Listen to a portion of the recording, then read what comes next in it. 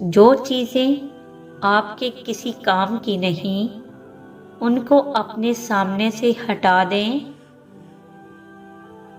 जो माहौल आपको आगे बढ़ने नहीं दे रहा, उसे छोड़ दें। ऐसी चीज़ों से परहेज करें जिनके लिए आपको बाद में माफ़ी मांगनी पड़े।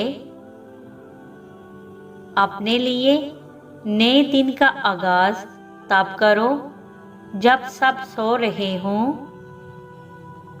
अपने बेटे की तरबियत करें जब वो छोटा हो, और जब बड़ा हो जाए तो उसे अपना दोस्त बना लें। हर कोई गलतियां करता है, इसलिए हर पेंसिल के साथ एक रबड़ ज़रूर होता है। ज़ुबान सिर्फ 3 इंच लंबी होती है, फिर भी ये 6 फुट ऊंचे आदमी को मार सकती है।